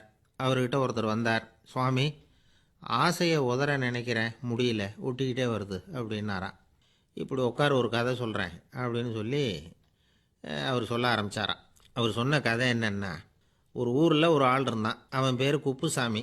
அவன்கிட்ட எப்பவும் ஒரு பழைய தொப்பி இருக்கும், விடவே மாட்டான். அதனால் அவனை எல்லாரும் தொப்பி சாமி அப்படின்னு தான் கூப்பிடுறது வழக்கம். ஒரு புது தொப்பி வாங்கிக்கப்படாதாப்பா அப்படின்னு நண்பர்கள்லாம் சொல்லி பார்த்தாங்க. பணத்துக்கு எங்கே போவேன் அப்படின்னு விட்டானான். பணம் வச்சிருக்கான், செலவு பண்ண மனசு வரல. மகா கஞ்சன். பழைய பாட்டில்கள்லாம் வாங்கி விற்றுக்கிட்டு இருந்தான். அப்படி ஒரு தடவை பழைய கண்ணாடி சாமான்களை ஏலத்தில் எடுத்தப்போ அதில் ஒரு அருமையான சென்ட்டு பாட்டில் கிடச்சிது. உடனே ஒரு ஐடியா பண்ணான். அந்த சென்ட்டை சின்ன சின்ன பாட்டில்களில் அடைச்சி ஜன்னல் ஓரமாக அடுக்கி வச்சுட்டான். அதை விற்றா நிறைய பணம் கிடைக்குமே, அதனால். இதுக்கு இடையில் ஒரு நாள் அவன் அப்படியே உட்காந்துருந்தான். அந்த நேரம் நண்பன் வந்தான். ஏண்டா, உன் பழைய தொப்பியை மாற்றப்படாதா? ஊரில் எல்லாரும் கேலி பேசுகிறாங்களே உன்னை தொப்பி சாமின்னு அப்படின்னு சொல்லி கேட்டிருக்கான். இந்த சென்ட்டு பாட்டில் விற்றதும் பணம் வரும், அதுக்கப்புறம் பார்க்கலாம் அப்படின்னு நானா இவன். சரி வா, நீச்சல் குளத்துக்கு போயிட்டு வருவோம் அப்படின்னு கூப்பிட்ருக்கான் நண்பன். 2 பேரும் போனாங்க. அதே நேரம் அந்த ஊர் நீதிபதியும் அங்கே குளிக்க வந்தாராம். அவர்கிட்ட இருந்தது விலை உசந்த ஒரு புது தொப்பி. அதை அங்கே இருந்த ஸ்டாண்டில் மாட்டிவிட்டு குளிக்க போனார். இதுக்கிடையில் குப்புசாமி குளிச்சுட்டு வந்தான். அவனுடைய பழைய தொப்பியை காணலை. அந்த புது தொப்பியை பார்த்தா இது நண்பனுடைய வேலை தான் அப்படிங்கிறதாக புரிஞ்சுக்கிட்டு அதை எடுத்து மாட்டிகிட்டு வந்துட்டான். நீதிபதி குளிச்சுட்டு வந்து பார்க்குறாரு, தொப்பியை காணும். போலீஸில் புகார் கொடுத்தார். அவங்க தேடினாங்க. ஒரு மூலையில் பழைய தொப்பி கிடச்சிது. அடடா, இது நம்ம குப்புசாமியோட தொப்பி இல்லையா அப்படின்னு நானா ஒருத்தன். உடனே அவன் வீட்டுக்கு தேடிட்டு போயிருக்காங்க. அங்கே போய் பார்த்தா புது தொப்பி அங்கே இருக்குது. உடனே அவனுக்கு 1000 ரூபா அபராதம் போட்டாங்களாம். அவன் பணத்தை கட்டிவிட்டு ரொம்ப எரிச்சலோடு வீட்டுக்கு வந்தான். பழைய தொப்பி கண்ணில் பட்டுது. மறுபடியும், உன்னால் தானே எனக்கு 1000 ரூபா நஷ்டம் அப்படின்னு சொல்லி அதை எடுத்துக்கிட்டு அப்படி போயிருக்கான். அந்த ஊர் குளத்தில் வீசி எரிஞ்சிட்டு வந்துட்டான். அது மீன் பிடிக்கிற ஒருத்தன் கையில் சிக்கிச்சு. அவன் வர்ற வழியில் அதை எடுத்து வேகமாக வீசி எறிஞ்சான். அது நேராக குப்புசாமி வீட்டு ஜன்னல் வழியாக உள்ளே இந்த சென்ட்டு பாட்டில்கள் மேலே விழுந்து எல்லாம் உடஞ்சி நொறுங்கி போச்சு. குப்புசாமி பார்த்தான். தோட்டத்தில் ஆழமாக ஒரு குழியை வெட்டினான். அந்த தொப்பியை போட்டான், மூடிவிட்டான். இதை அடுத்த வீட்டுக்காரன் பார்த்தான். ஏதோ புதையல் தான் வச்சுருக்கான் போல இருக்குன்னு நினச்சான். போலீஸில் போய் புகார் கொடுத்துட்டான். மறுபடியும் போலீஸ் குழியை தோண்டினாங்க. பழைய தொப்பி மறுபடியும் வெளியில் வந்தது. எல்லோரும் சிரிக்கிறாங்க. அன்னைக்கு ராத்திரியே அந்த தொப்பியை எடுத்துக்கிட்டு நேராக புறப்பட்டான். ஒரு கல்லில் அதை சேர்த்து கட்டி குடிநீர் தொட்டி இருக்கும்ல, அதில் போட்டுட்டு வந்துட்டான். இனிமேல் என்ன பண்ணும் பார்ப்போன்னு. ஒரு நாள் திடீர்னு குழாயெல்லாம் அடைப்பட்டு போச்சு. மாநகராட்சி அலுவலர்கள் என்னன்னு பார்த்தா அந்த பழைய தொப்பி குழாயை அடைச்சிக்கிட்டு இருக்குது. இது குப்புசாமியோட தொப்பிங்கிறது தான் எல்லாருக்கும் தெரியுமே. உடனே குடிநீரை பாழாக்கணத்துக்காக குப்புசாமிக்கு கோர்ட்டு 2500 ரூபா அபராதம் போட்டுவிட்டுது. அதையும் கட்டிவிட்டு வெளில வந்தான். கடைசியாக முடிவு பண்ணான். ஒரு நெருப்பு குச்சியை கிழிச்சான். தொப்பியை கொளுத்தினான். எரிஞ்சுது. எடுத்து வெளில எரிஞ்சான். கொஞ்ச நேரத்தில் தீ அணைப்பு படம் வந்துட்டுது. ஆமாம், இவன் எடுத்து எரிஞ்சது வெளியில் விழுந்து வீட்டு கூரையே பற்றிக்கிட்டு எரிய ஆரம்பிச்சுட்டுது. அவனோட பணத்தாசையும் அதோடு சேர்ந்து எரிஞ்சு போச்சான். இப்படி ஒரு கதை. இந்த கதையை சொல்லி முடித்தார் அந்த இமயமலை அடிவாரத்தில் இருந்த சன்னியாசி. இப்போ அந்த குப்புசாமி எங்கே இருக்கிறான்னு கேட்டார் எதிரில் இருந்தவர். இதோ உன் எதிரிலே இருக்கிறான், நான் தான் அந்த குப்புசாமி அப்படின்னாரான் அந்த சன்னியாசி. அந்த குப்புசாமி கிட்டே இருந்தது மாதிரி ஒரு பழைய தொப்பி நம்ம ஒவ்வொருத்தர்கிட்டையும் உண்டு. அதை எப்படி தொலைக்கிறதுன்னு தெரியாமல் தடுமாறிக்கிட்டு இருக்கிறோம். அது என்ன தொப்பிங்கிறீங்களா? அதுதான் நம்மை சூழ்ந்திருக்கிற மாயை அப்படிங்கிறார் சுவாமி சின்மயானந்தர். மெய்ஞானம் கிடைக்கிறப்போ மாயை எரிஞ்சு போகும் அப்படிங்கிறது அவருடைய கருத்து. நம்மால் ஒருத்தர் வேகமாக ஓடி வந்தார். காலில் மாட்டியிருந்த பழைய செருப்பு 2ஐயும் ஆவேசமாக தூக்கி ஒரு கிணத்துல போட்டுட்டு வெறுங்காலோடு நடந்து வந்துக்கிட்டு இருக்கிறார். ஏன் அப்படி பண்ணீங்க அப்படின்னு கேட்டோம்.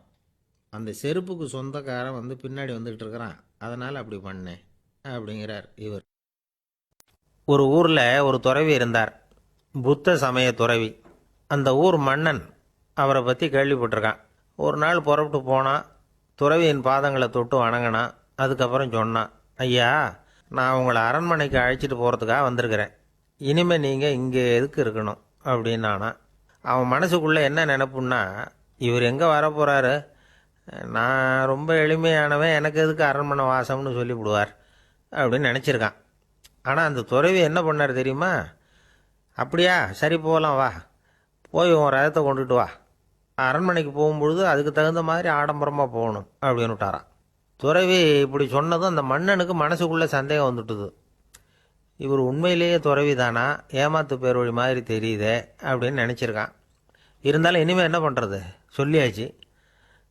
ரதத்தை கொண்டுகிட்டு வந்தான். துறவி ஏறி உட்காந்தார். பக்கத்தில் ராஜா. அவர் ரொம்ப உற்சாகமாக வரார். இவன் ரொம்ப சோர்ந்து போய் வரான். துறவி மரத்தடியிலேயே வாழ்ந்து பழக்கப்பட்டவர். அரண்மனையில் எளிமையாக ஒரு இடத்துல உட்காந்துக்குவார் அப்படின்னு நினச்சான். ஆனால் அப்படி இல்லை.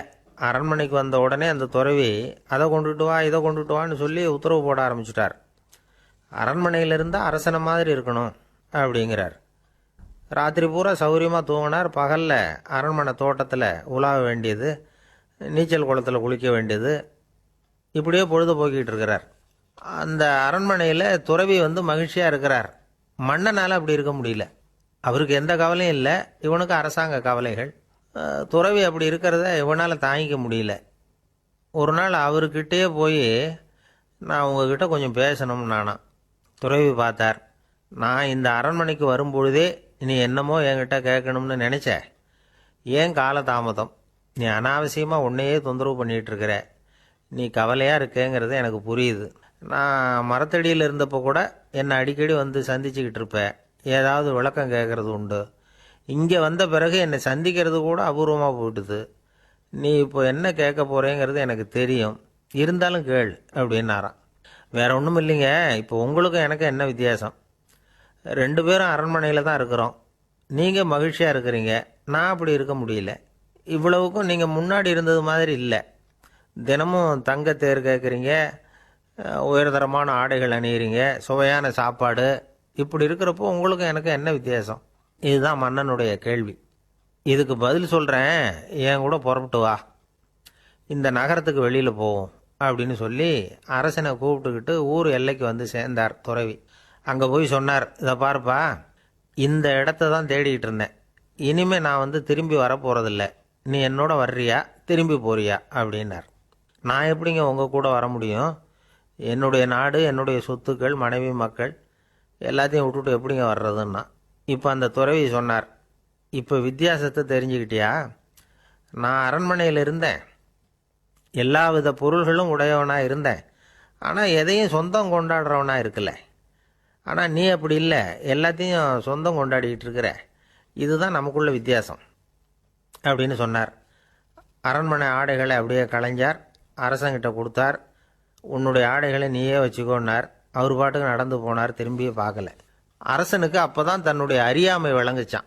இதிலேருந்து நாம் புரிஞ்சிக்க வேண்டியது என்னென்னா, இந்த உலகத்தில் எத்தனையோ பொருள்கள், அதையெல்லாம் முறையாக பயன்படுத்தினா மகிழ்ச்சி. அதை விட்டுட்டு அதுக்கெல்லாம் சொந்தம் கொண்டாட ஆரம்பித்தா கவலை. நம்ம ஆட்கள் சொந்தம் கொண்டாடுற விதமே தனி. ஒரு ஆள் இன்னொருத்தங்கிட்ட ஒரு கொடை கடன் வாங்கியிருந்தான், திருப்பி கொடுக்கல. கொடையை கொடுத்தவன் கேட்டான், என்கிட்ட கடன் வாங்கினிய கொடை, அதை கொஞ்சம் திருப்பி தர்றியான்னா. அது உனக்கு இப்போ அவசரமாக தேவைப்படுதா அப்படின்னு கேட்டான் இவன். எனக்கு தேவைப்படலை, அந்த கொடையை நான் யாருக்கிட்ட வாங்கியிருந்தேனோ அவனுக்கு இப்போ அது அவசரமாக தேவைப்படுது அப்படின்னானான் அந்த ஆள். கண்டால் தூர விலகு, இப்படி ஒரு பழமொழி உண்டு. எதுக்காக இப்படி சொல்லி வச்சாங்க? துஷ்டன் ஏதாவது தொந்தரவு கொடுப்பான், அதனால் அவனை கண்டா பயந்துக்கிட்டு ஓடி ஒளிஞ்சிக்கோ அப்படின்னா இதுக்கு அர்த்தம் அப்படி இல்லை.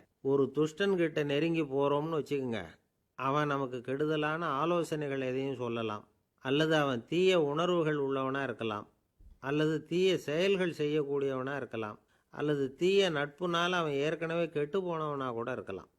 இப்படிப்பட்டவனை நெருங்கி போனால் அவனோட பாதிப்பு நமக்கும் வந்துடும். அதனால் விலகி போ அப்படின்னு சொல்கிறாங்க. இதையே கொஞ்சம் விவரமாக இப்போ பார்ப்போமே. இப்போ இந்த துஷ்டர்களை 4 வகையாக பிரிக்கிறாங்க. இந்த 4 வகைக்கும் உதாரணம் வேணும்னா வேற எங்கேயும் போக வேண்டியதில்லை, மகாபாரதத்தை பார்த்தாவே போதும். அதில் இந்த 4 வகையான தீயோரும் வர்றாங்க. முதல் வகைக்கு உதாரணம் சகுனி. இவன் மனசில் எப்பவும் தீய எண்ணங்கள் தான் நிறைஞ்சிருக்கும். கனவுல கூட தீய ஆலோசனைகள். யாராவது ஒருத்தர் நல்லபடியாக வாழ்ந்தா அதை இவனால் சகிச்சிக்க முடியாது. இப்படிப்பட்டவனோட நெருங்கிய தொடர்பு துரியோதனனுக்கு கிடைச்சிது.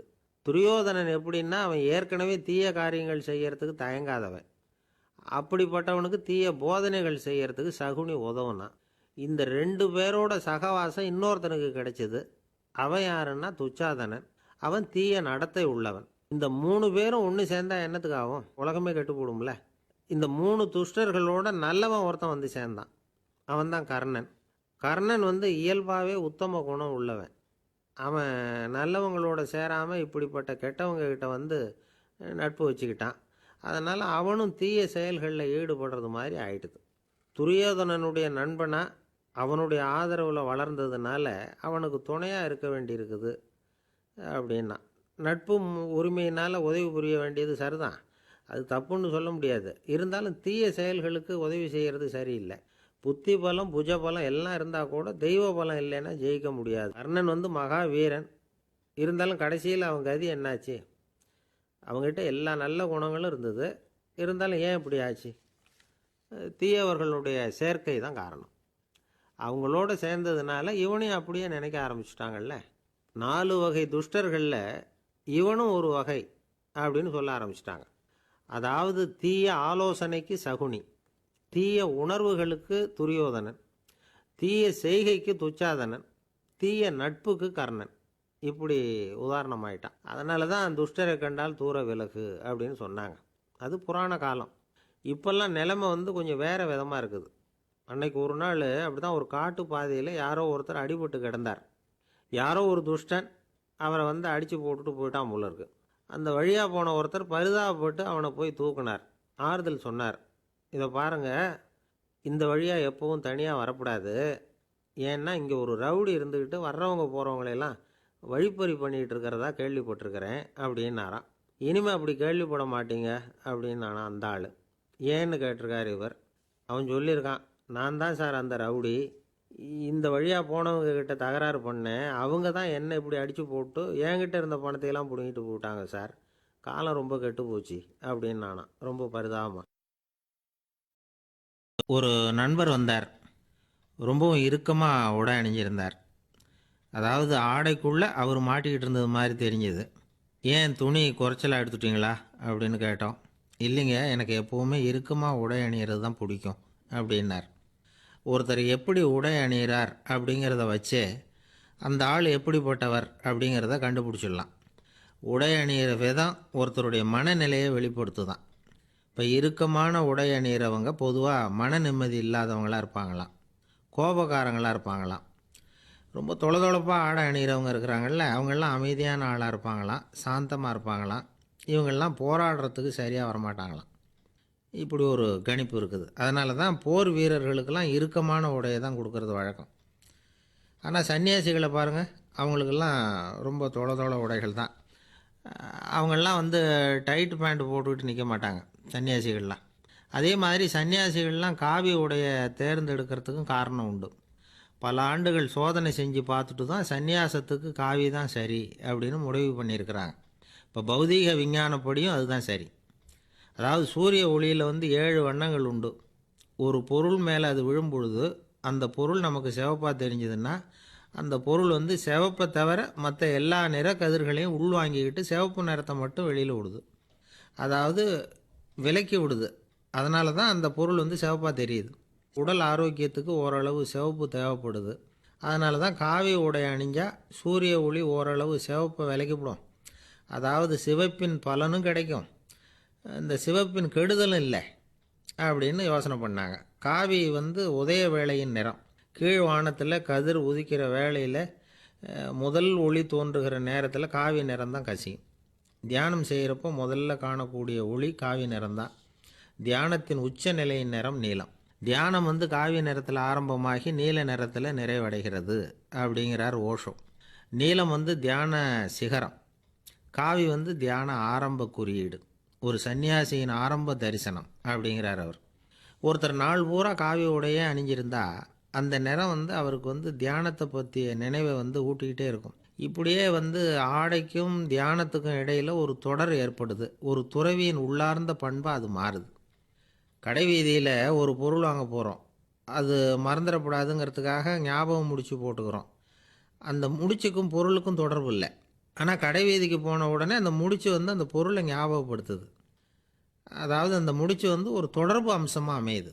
அது மாதிரி தான் காவி உடையும். ஒரு துறவி நடக்கும் பொழுது, சாப்பிடும் பொழுது, குளிக்கும் பொழுது அவருடைய காவி உடை அவருக்கு ஞாபகப்படுத்திக்கிட்டே இருக்கும். அது ஒரு நிலைப்படுத்தப்பட்ட நினைவாக ஞாபக முடிச்சாக மாறிடுது. காவி ஆடை இல்லைன்னா ஒருத்தரால் துறவியாக முடியாதுன்னு அர்த்தம் இல்லை. அதே நேரத்தில் காவி ஆடையால் ஒன்றும் பிரயோஜனம் இல்லை, அதில் ஒன்றும் அர்த்தம் இல்லை அப்படின்னு சொல்லிட முடியாது. இதுதான் உண்மை. இவ்வளவு தூரம் காவி ஆடையை பற்றி சொல்கிறதுனால எல்லாரும் சன்னியாசியாக போயிடுங்கோ அப்படின்னு நாம் சொல்கிறதாக யாரும் நினச்சிடக்கூடாது. மனசுக்கும் நிறத்துக்கும் உள்ள சம்பந்தத்தை தெரிஞ்சுக்கிறதுக்காக தான் இவ்வளவும். நமக்கு தெரிஞ்ச நண்பர் ஒருத்தர் இருக்கிறார், ஆஃபீஸில் வேலை பார்க்குறவர்.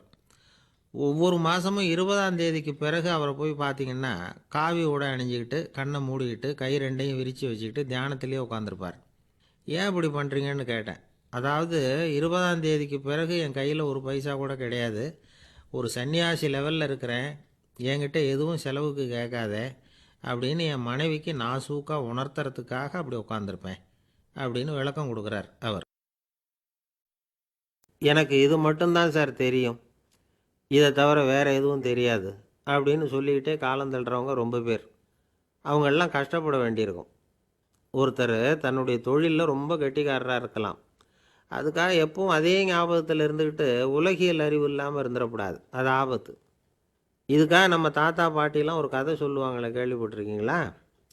ஒரு சமயம் ஒரு 4 பேர் சேர்ந்து வெளியூருக்கு பிரயாணம் போனாங்களாம். அந்த 4 பேர் எப்படி தெரியுமா? ஒருத்தர் வேதாந்தி, இன்னொருத்தர் சங்கீத வித்வான், 3வது ஆள் வைத்தியர், 4வது ஆள் ஜோசியர். இவங்க 4 பேரும் நண்பர்கள். அதனால் சேர்ந்து புறப்பட்டாங்க. வழியில் ஒரு ஊரில் தங்கினாங்க. இருட்டி போச்சு. அதனால் இன்றைக்கி ராத்திரி இங்கேயே தங்கி இருந்துட்டு நாளைக்கு புறப்படலாம் அப்படின்னு தீர்மானம் பண்ணாங்க. சாப்பாட்டுக்கு என்ன பண்ணுறது? அங்கேயே கடைத்தெருவுக்கு போய் சாமான்லாம் வாங்கியாந்து சமைச்சு சாப்பிட்லாம்னு முடிவு பண்ணாங்க. 4 பேர் இருக்கிறதுனால ஆளுக்கு ஒரு காரியமாக செய்யலாம் அப்படின்னு வேலையை பிரிச்சுக்கிட்டாங்க. வைத்தியர் கரிகாய் வாங்க போனார், வேதாந்தி எண்ணெய் வாங்க போனார், ஜோசியர் பலசரக்கு வாங்க போனார், சங்கீத வித்வானுக்கு சமைக்கிற வேலை. எல்லாம் சரி, ஆனால் நடந்தது என்ன தெரியுமா? கடைத்தெருவுக்கு காய்கறி வாங்க போனார்ல வைத்தியர், அங்கே போய் மார்க்கெட்டில் பார்த்தார். ஒவ்வொரு கரிகாயாக எடுத்து பார்த்தார். இது பித்தம், உடம்புக்கு ஒத்துக்காது, இது வாயு, உடம்புக்கு ஒத்துக்காது அப்படின்னு ஒவ்வொன்றா தள்ளினார். கடைசியில் ஒன்றுமே தேரல, வெறுங்கையோடு திரும்பி வந்துக்கிட்டு இருக்கிறார். எண்ணெய் வாங்க போனார் வேதாந்தி, அவர் ஒரு தொன்னையில் எண்ணெயை வாங்கினார். பேசாமல் அதை எடுத்துகிட்டு வர வேண்டியது தானே, முடியல. அவருடைய வேதாந்த மூளை சிந்திக்க ஆரம்பிச்சுட்டுது. இந்த தொன்னைக்கு எண்ணெய் ஆதாரமா அல்லது எண்ணெய்க்கு தொன்னை ஆதாரமா அப்படிங்கிற ஆராய்ச்சியில் இறங்கினார். என்னாச்சு தெரியுமா? அப்படி கவுத்து பார்த்தார். வாங்கின எண்ணெய் பூராவையும் வழியில் கொட்டிவிட்டு வெறும் தொன்னையோடு சேர்ந்தார். பலசரக்கு வாங்க போனார் ஜோசியர், அவர் ஒரு வழியில் பார்த்தாரு. வழியில் வந்தவங்களெல்லாம் அங்கங்கே ஒரு மரத்தடியில் உட்கார வச்சு அவங்களுக்கெல்லாம் ஆர்வம் சொல்ல ஆரம்பிச்சிட்டார். அப்படி ஒவ்வொருத்தராக சொல்லி முடிச்சுட்டு கடைத்தருக்கு போய் சேர்ந்தார். இவர் அங்கே போய் சேர்றதுக்குள்ளே ரொம்ப நேரம் ஆகிட்டுது. கடையெல்லாம் பூட்டிவிட்டு போயிட்டாங்க. என்ன செய்கிறது? அவரும் வெறுங்கையோடு திரும்பி சேர்ந்தார். சரி, இவங்க கதை தான் இப்படி ஆச்சு. அங்கே சமைக்கிறதுக்காக உட்காந்துருந்தார் சங்கீத வித்வான், அவர் கதை என்னாச்சு தெரியுமா? அங்கே அவர் அடுப்பை பற்ற வச்சு ஒலையை கொதிக்க வச்சார். அதாவது ஒரு பானையில் தண்ணியை ஊற்றி அடுப்பில் வச்சார். அது கொதிக்க ஆரம்பிச்சிது. தண்ணி கொதிக்கிற சத்தம் இருக்குதுல்ல, அது இவருக்கு தாளம் போடுறது மாதிரி இருந்தது. ஒரே குஷி, பாட ஆரம்பிச்சிட்டார். பாடிக்கிட்டே உற்சாகமாக கையில் இருந்த கரண்டியால் அந்த பானையில் தட்டினார், தாளம் போடுறதா நினச்சிக்கிட்டு. அவ்வளவுதான், பானை பட்டுன்னு உடஞ்சி போச்சு. தலையில் கையை வச்சுக்கிட்டு அவரும் உட்காந்துட்டார். எந்த தொழில் தெரிஞ்சாலும் சரி, அதை புத்திசாலித்தனமாக பயன்படுத்த தெரியலன்னா ஆபத்து தான். அதுக்காக தான் இந்த கதை. ஒரு பஸ்ஸு டிரைவர் ரொம்ப கெட்டிக்காரரு.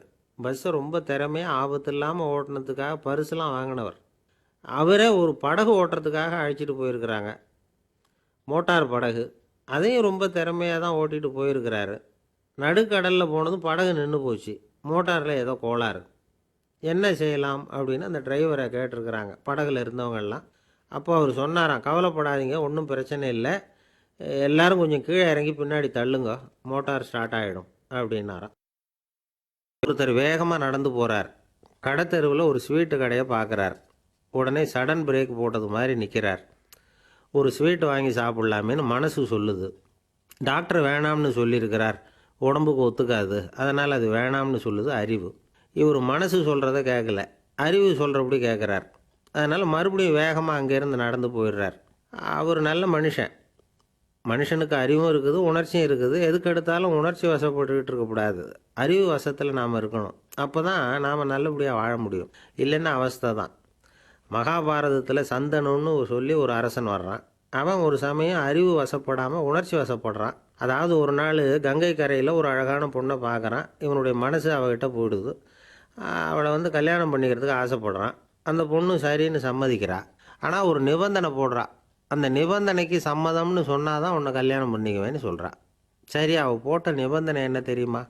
இது மாதிரி நான் உங்கள் மனசு புண்படுற மாதிரி எந்த காரியம் பண்ணாலும் நீங்கள் என்னை ஏன்னு கேட்கக்கூடாது. நான் செய்கிற காரியத்தை தடுக்கவும் கூடாது. அப்படி நீங்கள் செஞ்சால் அடுத்த கணமே நான் உங்களை பிரிஞ்சு போயிடுவேன். இதுதான் அந்த பொண்ணு போட்ட நிபந்தனை. சந்தன அரசன் இந்த நிபந்தனையை வந்து ஒத்துக்கலாமா? இதை அறிவுபூர்வமாக யோசிச்சிருந்தா இதுக்கு கட்டுப்பட்டுருக்க மாட்டான். இந்த நிபந்தனைக்கு நான் சம்மதிக்க மாட்டேன்னு தான் சொல்லியிருக்கணும். ஆனால் அவன் அந்த நேரத்தில் உணர்ச்சி வசத்தில் இருந்தான். அதனால் நீ என்ன சொன்னாலும் சரின்னு ஒத்துக்கிட்டான். அவளை கல்யாணம் பண்ணிக்கிட்டான். இதனால் என்ன ஆச்சு? 7 பச்சை இளம் குழந்தைகளை பிறந்த உடனே அவள் கங்கையில் தூக்கி எறிஞ்சி கொல்லக்கூடிய கோர காட்சியை இவன் ஒன்று பின்னாடி ஒன்றா பார்க்க வேண்டியதாக போச்சு. கடைசியில் 8வது குழந்தை பிறந்ததுன்னு தான் அவனுடைய அறிவு மேலோங்குது.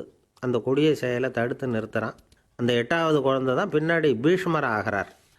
ஒரு பக்தி பிரசங்கத்தில் ஒரு பேச்சாளர் இந்த விஷயத்தை சொல்லிவிட்டு இன்னொரு விஷயமும் சொன்னார். அது என்னன்னா, சந்தனு மன்னன் அறிவுக்கும் உணர்ச்சிக்கும் நடுவில் அகப்பட்டு தவிச்சதுனால அவன் வம்சத்தில் வந்த கௌரவர்கள் வந்து உணர்ச்சி வசப்பட்டாங்க, பாண்டவர்கள் வந்து அறிவு வசப்பட்டாங்க அப்படின்னு சொன்னார். மனுஷனுக்கு உணர்ச்சியை விட அறிவு மேலோங்கி இருக்கணுங்கிறது சரிதான். ஆனால் அந்த அறிவை வந்து எப்படி உபயோகப்படுத்துகிறோங்கிறது முக்கியம். ஒருத்தர் சொன்னார், சார் இன்றைக்கி கோயம்புத்தூரில் ஒரு கல்யாணம், அதுக்கு நான் போக முடியலேன்னு நினைக்கும் பொழுது மனசுக்கு ரொம்ப வருத்தமாக இருக்குது சார் அப்படின்னார். ரொம்ப உணர்ச்சி வசப்பட்டார். அதுக்காக கவலைப்படாதீங்க சார், ஒரு வாழ்த்து தந்தி கொடுத்துருங்களேன் அப்படின்னார் இன்னொருத்தர். அது எப்படி சார் முடியும்னார் அவர். நான் தானே சார் கல்யாண மாப்பிள்ளை அப்படிங்கிறார் அந்த ஆள். துருக்மேனியாவில் அஷ்காபாத் அப்படின்னு ஒரு நகரத்தில் ஒரு புவியியல் விஞ்ஞானி இருந்தார். அவர் ஒரு நாய்க்குட்டி வளர்த்தார். ஒரு நாள் முன்னிரவு நேரம் ஒரு மேஜைக்கு முன்னாடி உட்காந்து அந்த விஞ்ஞானி ஏதோ கணக்கு போட்டுக்கிட்டு இருக்கிறார். அவருக்கு ஒரு சின்ன பெண் குழந்தை, அது தொட்டிலில் தூங்கிட்டு இருக்குது. அந்த நாய்க்குட்டியும் ஒரு மூலையில் படுத்து அது பாட்டுக்கு தூங்கிட்டு இருந்தது. ஒரே அமைதி. அந்த நேரத்தில் திடீர்னு அந்த நாய்க்குட்டி துள்ளி எழுந்திரிச்சிது. நேராக குழந்தைகிட்ட ஓடிச்சு. அந்த குழந்தைய அது போட்டிருந்த ட்ரெஸ்ஸோடு சேர்த்து கவ்வி தூக்குச்சு. தூக்கிக்கிட்டு வாசல் பக்கம் ஓடிச்சு. நாய்க்குட்டி குழந்தைய கவ்வி தூக்க முடியுமாங்கிற சந்தேகம் உங்களுக்கு இல்லையா? நீங்கள் வந்து நம்மூர் நாய்க்குட்டியவே பார்த்து பழக்கப்பட்டிருக்கீங்க. அதனால் நம்புறதுக்கு சிரமமாக இருக்கும். அந்த ஊர்லெலாம் அது வந்து ரொம்ப ஸ்ட்ராங்காக இருக்கும், ஒரு ஏதோ கண்ணுக்குட்டி மாதிரி இருக்கும். விஞ்ஞானி அதை பார்த்துட்டார். உடனே அந்த நாய்க்கு வந்து வெறி பிடிச்சிட்டுதுன்னு முடிவு பண்ணிவிட்டு தன்னோட கை துப்பாக்கி எடுத்துக்கிட்டு ஓடி வந்தார். அவர் வெளியில் வந்து நாய்க்குட்டி எங்கே அப்படின்னு பார்த்து தேடுறார். அந்த நேரத்தில் அந்த வீடு வந்து இடிஞ்சு விழுது. காரணம் பூமி அதிர்ச்சி. இப்படி பூமி அதிர்ச்சி உண்டாக போகுதுங்கிறது அந்த நாய்க்குட்டிக்கு முன்னாடியே தெரிஞ்சு போச்சு.